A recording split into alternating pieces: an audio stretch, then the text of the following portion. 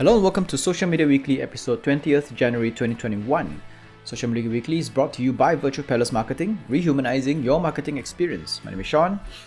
This week's news: following global backlash, WhatsApp delays new terms by 3 months. The world is up in arms on WhatsApp's newly announced terms of use. If you're not sure, the past few weeks has been quite grueling for WhatsApp when they decided that they required some people, actually everyone, to accept a new terms of use where WhatsApp will be getting in new, they will be collecting new data from all the users, which includes location, phone number, and some other kinds of information as well. So the backlash happened because they wanted to bring ads into WhatsApp. And in that process, they needed to understand and know what these people are and what their usage behavior is. And what they needed, the final, and because most, if not all, of WhatsApp users are also on Facebook and Instagram. And the final piece of the puzzle for Facebook as a company to connect WhatsApp and Facebook is the phone number. And once you get the phone number, you have all the information from Facebook connected to the user account on WhatsApp. And everybody is up in arms a bit. Everybody is leaving WhatsApp because of that. And then WhatsApp came up with a new statement that says that it's a misunderstanding. That is, these are the only information they need. It's not everything. So to top that off, Apple actually just revealed, they released an update which they promised they would do, that will kind of reveal all the data that is collected by all apps across the board on the App Store. And Facebook's apps, in comparison to a lot of other apps, in particular WhatsApp, in comparison to like Signal and Telegram and all that, seem to be collecting a lot more data than they should. Even in the largest market, India, there was a petition that was filed before the Delhi High Court over this new policy that collects more personal data like phone numbers and location. So as a result of this backlash, WhatsApp decides to postpone activation of terms by 3 months, and they intend to clarify the confusion in the new terms, as well as trying to educate people on what this data collection is all about, and the new advertisement platform that is coming to WhatsApp is all about. So to understand this further than just raising up the pitchfork and going on a witch hunt, WhatsApp data collection isn't exactly new. They have been collecting a lot of data from us. And not just that, if you use Facebook and you use Instagram, then you have already had your data collected on a daily basis from these two other platforms, even on Messenger as well. And it is true that WhatsApp does not officially read your text because it is end-to-end encrypted. So official account means that we don't know what's behind the scenes, but as far as we know legally and actually, they don't read our texts.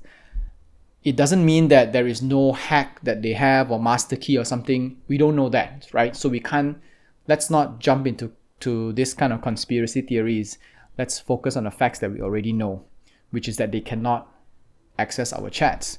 What they can do is get our phone number, which most of us has already given to Facebook, and our location data, which we very willingly give when we tag ourselves on Instagram and Facebook anyway, right? So what's new? There's nothing new here. But on the other end, I do hope that we move away from WhatsApp, because I think Facebook is getting quite big and the monopoly is not good for competition. And as a consumer, we want to support the smaller players, and we keep the big players, keep all the competitors on edge, to let them know that they don't have, they are not the status quo, and they are not the one that controls the entire economy. So because of that, they will continue to provide us with the services that we want instead of what they think we want. Facebook makes access to your information better, access to your information being a feature in Facebook app itself. In 2018, Facebook launched the Access Your Information tool, in the wake of the Cambridge Analytica hijack scandal, data hijack scandal, in order to give us users better knowledge and control over our data. It was just last week which this feature has been updated with more categories like your activity across Facebook, friends and followers, preferences, personal information, logged information, ads information, apps and websites off of Facebook, and security and login information. All of these 8 categories can be further broken down into subcategories with a search tool to identify them quickly. How well the search tool works is another matter altogether, knowing Facebook's history, right?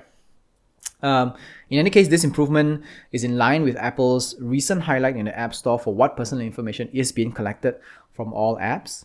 So this isn't just an access in the sense that it gives us the information of what data is being collected. It actually allows us to go in and point by point disable the kind of data and information that Facebook can collect of us, and also allow us to delete our data from Facebook's servers. We don't know if this is fully, like in a sense that if they say they're going to delete it, means they're definitely going to delete it. We don't know that. There is a lot of privacy and secrecy surrounding how data is being managed on Facebook. That's how the Cambridge Analytica scandal happened anyway, right? If it wasn't for whistleblowers, then we would never have known of this thing. And what they say officially is that we have the ability to control what data is being collected and delete all the data we don't like Facebook to keep. Facebook has also been running aggressive campaigns to explain why data collection is important and why, as a user, we may prefer to have them turned on. So the gist of it is that because Facebook is already showing us X number of ads every day, right? We as users might as well want to have them be targeted ads on something that we want instead of things that we don't want. On one end, I agree with Facebook because sometimes I get ads that I don't like people trying to sell me bogus webinars and how to make quick cash and 5 figures in 5 days kind of stuff, which has nothing to do with me because I'm not interested in these kind of things. And so I would just report them, hide them, and say that it's irrelevant, and Facebook will filter them out. Imagine if they don't have our information, right? The ads slots will go to the highest bidder, and it may not be things that we like at all. And on the other end, what happens is if we don't see ads based on what we already like, there is a chance that we see ads based on things that we don't already like but may be interested in if the ads were shown. So there is 2 ways to this argument as well. In any case, it is up to you as a user to decide whether or not to continue using WhatsApp and Facebook. Apple sued for not removing Telegram. Apple was recently sued by the Coalition for Safer Web for not removing Telegram from the App Store over violent content and hate groups. Parler, Parler, was a similar app which contained a lot of hate comments in the US, and it was banned across a lot of app stores, including Apple, Google, and Amazon as well. So Telegram was actually used by extremists in the US to storm the US Capitol recently. You may have heard this. Also used to intimidate, threaten, and coerce members of the public.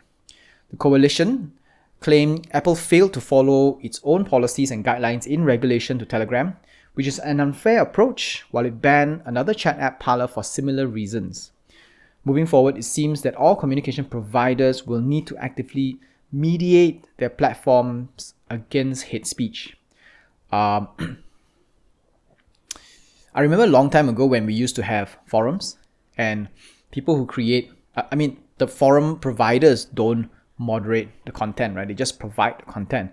But the people who created groups and created forums, small little forums, private public forums, they have a group of moderators who actually control what kind of content goes in, what kind of comments go in, they kind of police the whole thing. I think we have reached a point where all service providers that cater to communication between people, whether it's social media or chat or whatever it is, need to set up rules and regulations to kind of moderate what kind of information goes there. And there is a fine line between hate speech and freedom of speech. And it differs depending on parts of the world. Some parts of the world are a little bit more liberal when it comes to the conversation that we can have. Some parts of the world are not so much. So if there is a moderation that works according to countries, what happens is you have a fragmentation of the internet. I don't remember what's the word, but that is kind of something that the internet makers don't really want. They actually wanted to build one internet for the entire world. But if there is a fragmentation, then for example, every country will have their version of Telegram where certain rules will apply, right? In some parts you can talk about this, in some parts you can't talk about this. So I believe that all social media should take a few steps back and reassess this before they move forward to create a universal internet for all, where there is one rule that governs the entire. I mean, we can't even agree on some parts of the world. We can't even agree on which country owns which islands, right? So I don't think we are ready for a universal internet yet. LinkedIn released content to teach us on LinkedIn ads. It's called LinkedIn Marketing Labs, and it contains courses on how to promote your business in its platform. LinkedIn says the courses are specially curated by in-house experts who have studied LinkedIn advertising best practices across a variety of industries and customer bases. Content types include text and videos ranging from beginners to intermediate, and includes topics like ad targeting, reporting and analytics, building a full funnel strategy, and more. We fully agree that LinkedIn is a very capable advertisement platform. I mean, we have used it as well, but it is also incredibly expensive. So if you do not have the capacity or the money to splurge onto LinkedIn advertisement, then I think you have to think twice before even venturing into it. But I guess for the price, LinkedIn actually helps you weed out some competitors. So that is why LinkedIn ads are a lot more high quality and catered to, I guess, MNCs and larger size companies who are more able to spend, and instead of Facebook, where you get all kinds of ads from all kinds of people, because it can be as low as like 4 ringgit a day. Signal outage prevented messages from sending. If you recently moved to Signal, the app, not Signal the app, over the WhatsApp debacle, you realize Signal is not really performing very well. It's a temporary issue due to the sudden surge of users in the platform. Signal was not anticipating that. But do not worry if you have been experiencing a little bit of struggles with Signal. They will fix their problems, and Signal will be able to catch up and provide the best chat platform there is, because Brian Acton actually built WhatsApp before he sold it off to Facebook and left the company, because WhatsApp under Facebook has become an app that Brian Acton did not want it to become in the first place. And then he went on to start Signal Chat, and I guess he knows what he's doing because he's got a very good success with WhatsApp. All right, so that's all for Social Media Weekly this week. Social Media Weekly podcast is available on Anchor FM, Google Podcasts, Apple Podcasts, Spotify, and more. Our full videos are available on YouTube, and we post bits and clips on Instagram and Facebook. Before I go, we do have a new podcast series that will essentially start this week. It's called Building a Business Podcast by Virtual Peddlers Marketing. And it is a podcast where we embark on an adventure with entrepreneurs across various industries, and kind of pick their brains and hearts on what it's like starting, building, maintaining, and growing a small business.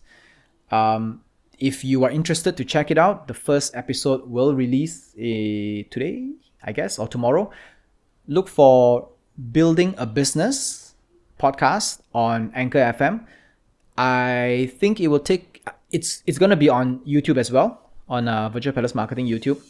Look for the playlist Building a Business, and eventually it will be starting to feed to various numbers of podcast feeders as we get along. But in the beginning, I think it's going to be small. So if you are a podcast person, start with Anchor FM, or you can go visual on YouTube first. Alright, thank you so much. I will see you next week. Au revoir.